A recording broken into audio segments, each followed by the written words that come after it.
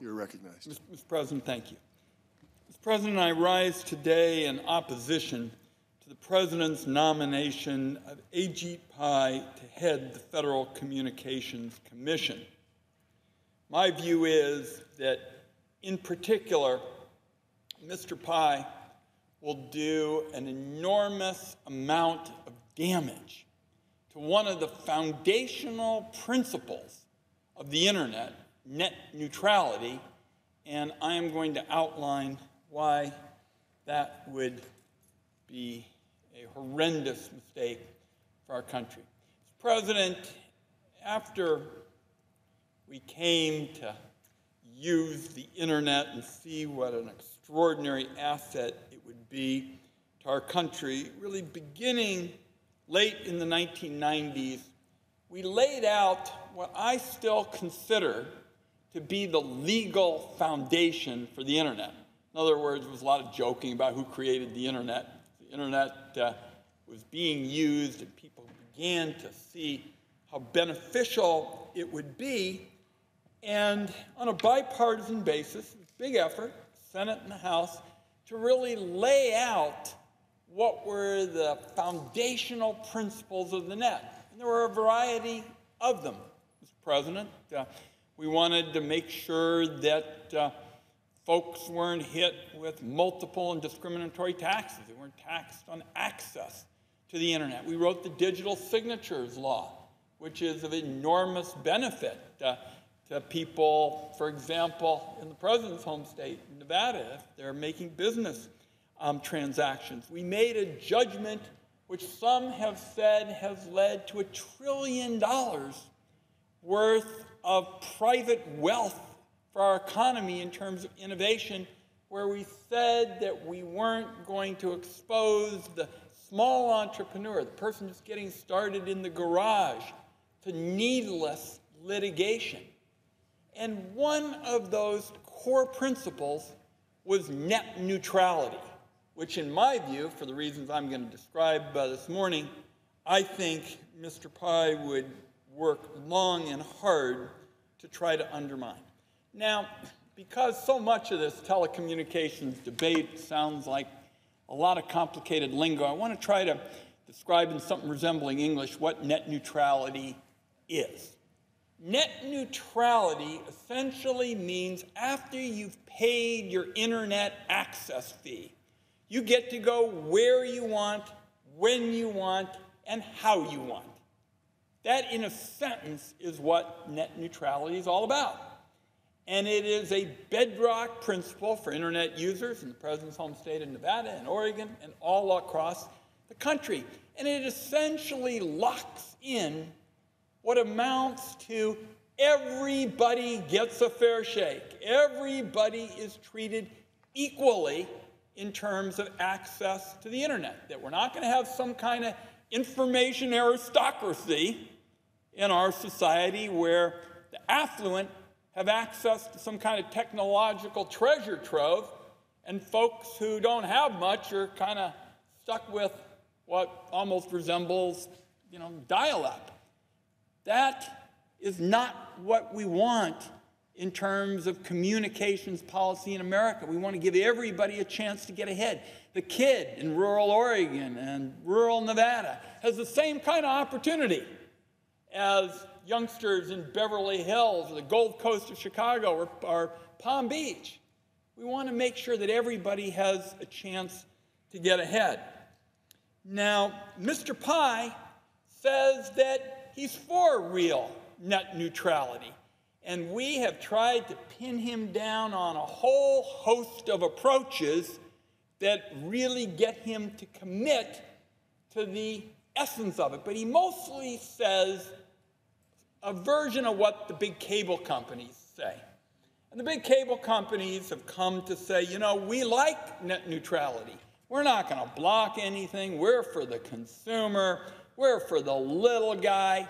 We just don't want a whole lot of government. Nobody does where it's needless. And they really say that what they would like is voluntary net neutrality. They know the consumer hears about that concept, net neutrality, and the public likes it. So they don't hold a bunch of rallies saying, we don't want any net neutrality. They say things like, let's have less government and let's sort of have voluntary net neutrality. That's what they say they're for. Well, Mr. President and colleagues, let me tell you something. There is about as much likelihood that the big cable companies will voluntarily subscribe to net neutrality as there is the prospect that William Peter Wyden, one of my 9-year-old twins, the boy, there's about as much likelihood that the cable companies will voluntarily subscribe to net neutrality as there is that William Peter Wyden, age 9, will voluntarily limit himself to one dessert. It just isn't going to happen. It's just not going to work. Mr. Pai is on the side of the big cable companies. He's got a long history of putting those companies before the consumers, the big corporate players over the small businesses, and pay-to-play over the free and open, internet. And I introduced the first strong net neutrality bill here in the Senate in 2006. We all know that, again, back then we were just starting the debate about technology policy. The Senate was getting ribbed pretty seriously by the late-night talk show hosts when it was said that the internet was a series of tubes and the like. And so what we tried to do is make sure, as I've indicated, you pay your internet access fee, you get to go where you want, when you want, and how you want. And net neutrality has been the law of the land, and our economy has grown around this leading principle with respect to equal access to information and customers. And Mr. Pai has said, and I'll quote him, he wants to take a weed whacker to the strong, enforceable net neutrality rules. So right away, with his quotes that are on the record, he's talking about blowing up this notion of a level playing field that is so crucial to innovation and free speech online and allows the startups to get out of the garage to become the next YouTube and Google and eBay. And I want to emphasize that point, Mr. President. People talk a lot about technology policy and some of those early laws that we wrote that were bipartisan, that I've discussed here again this morning. And then they say, well, we're going to have a battle between Google and Oracle. We're having some of that discussion right now on another one of the key foundational principles of the internet. Colleagues, this tech policy debate is not about Google versus Oracle or big guys competing with each other. They got lawyers and lobbyists and the like. This is about the little guy. This is about the little guy who wants to be able to get their business out of the garage so that they could become the next big guy. And net neutrality gives us the opportunity to create opportunities for that small entrepreneur, the person who's a small entrepreneur with big dreams. Net neutrality prevents your internet service provider from favoring one type of content over another. Suppose, just for an example, your internet provider has a financial stake in a third-party content site. They could ensure that content comes to your home faster and clearer than its competitors if you didn't have real net neutrality, enforceable real net neutrality, not something like Mr. Pai wants, which is, we'll kind of pay lip service to net neutrality, but not make it enforceable.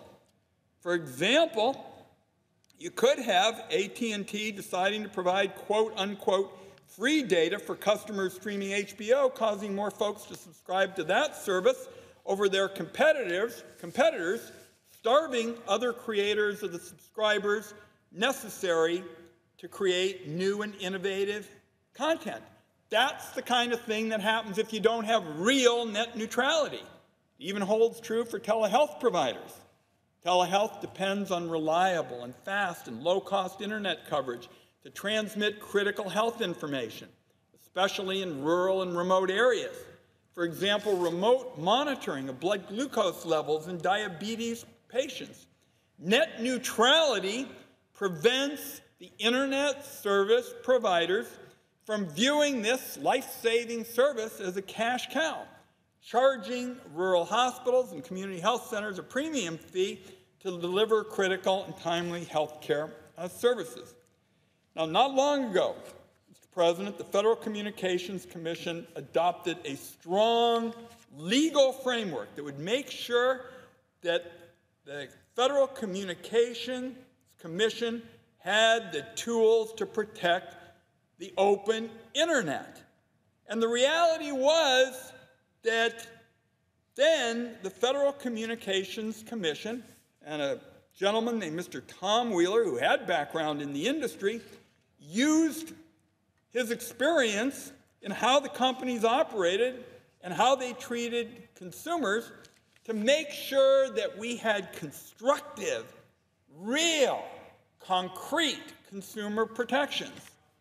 The reason I feel so strongly about this Pai nomination is Mr. Pai's made it clear with his comments about taking a weed whacker to anything enforceable. He's going to roll back the rules, and then he's going to claim to be fixing a problem that doesn't exist. The reality is we've got strong net neutrality protections in place right now. You vote for Mr. Pai, make no mistake about it, you are voting to roll back consumer protection. You're voting to take a big step backward for the internet. You're going to hurt the people, the small business people, the startups who are dreaming in their garage of the chance to be big and who are going to have a lot more problem if there's a telecommunications policy that doesn't give them a fair shake. As I indicated, Mr. President, this notion of a voluntary solution to net neutrality is absurd. I talked about it in the context of my own son. My own son, it would be hilarious if I even suggested, well, I'm going to let you, William, voluntarily limit yourself to one dessert. He would smile and wait till I got out of the room, and he'd dig into more. And that's going to be the same thing if we embark on a net neutrality policy that says, oh, well, let's just trust the cable companies. Those big cable companies in their heart of hearts are all about the little guy, and they're just going to voluntarily go along with net neutrality because they're just those kind of good folks who want to make sure that the little guy wants to get ahead. The fact is, Chairman Pai's track record demonstrates that he is not in the consumer's corner. Last year, the Federal Communications Commission acted on the responsibility given to them by the Congress to protect browsing history, favorite applications, even location of broadband users from the ISP. During that vote, Mr. Pai voted no. He was again with cable companies' profits, big cable companies, over the American consumer's privacy. During the August recess, Mr. Pai began an attempt to really backdoor a proposal that would lower the acceptable standard speed of internet access in rural areas. Mr. President, that is just wrong. Rural areas are already facing huge broadband challenges. Last Saturday night, I was in Oak Ridge, Oregon, a little bit over 3,000 in population. Earlier in the day, I'd been to Lapine in central, Oregon. Right on the top of their agenda is trying to find ways to expand opportunities for better communications in rural areas, for more opportunities for broadband. And so, in the August recess, when communities like Oak Ridge and La Pine want more opportunities in rural communities, we had the chairman of the Federal Communications Commission trying to sneak through a proposal that would lower the acceptable standard speed of internet access in rural America. Hurt rural America. Make no mistake about it. That would hurt rural America, the Oak Ridges and the La Pines. It's just wrong. The Congress mandated that the FCC expand access to high-speed internet to every American. And Mr. Pai basically says, nah, slower internet speeds is good enough. And as I indicated, just this last weekend, on Saturday night, really good crowd. Probably aren't that many town hall meetings, Mr. President, on Saturday night in small towns. So we had one in Oregon, and I'm telling you, those small communities are telling me about their current frustrations with slow and unsatisfactory internet speeds.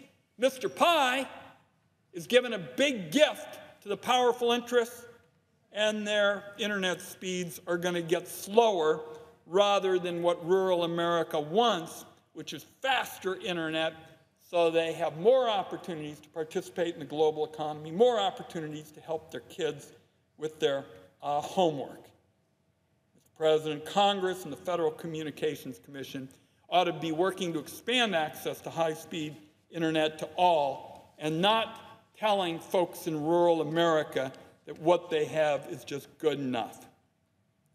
Now, Mr. Pai has repeatedly failed on another matter, and that's to act even in the face of a clear danger to the security of America's mobile phones. Despite years of warnings about well-known weaknesses in mobile phone networks that allows hackers and spies to track American phones, intercept calls and messages, and hack the phones themselves, Mr. Pai has taken a hands-off attitude. His Federal Communications Commission says it's not going to force wireless carriers to fix the weaknesses, and what a surprise, his traditional answer, voluntary measures are going to do enough. I disagree, because they haven't worked. I mean, Mr. President, we always talk about the role of government, and I think this is an area that really lends itself to thoughtful discussion, because obviously we don't want government if you can figure out a way to solve a problem without it. So the voluntary measures have not worked here on these basic security issues I've described. The self-regulation approach has failed. The Federal Communications Commission has to force the carriers to secure their networks and protect America's critical communications infrastructure. The failure to act on this security issue means that the American people are going to be less safe. Mr. President, I close by saying my view is that net neutrality has sparked the flames of innovation and commerce on the internet. Net neutrality has been one of the foundational principles that we started working on in the late 1990s, early part of this century. It was up there in terms of importance, like trying to prevent multiple and discriminatory taxes on electronic commerce, and particularly taxing internet access, the digital signatures law, making sure that you couldn't hold somebody personally liable if they were investing in a website or a blog. These were foundational principles that have been of enormous benefit to our country. And net neutrality was one of those. I guess it would be the fourth in the kind of list of foundational principles that we talked about and have been talking about for well over a decade. We should be building on net neutrality, not walking it back. I believe that what Mr. Pai is talking about is a significant retreat from the freedom and openness that the internet is all about. I urge my colleagues to vote against the confirmation of Mr. Pai vote in favor of a truly and open internet, and I yield the floor as I note the Democratic leaders here to speak.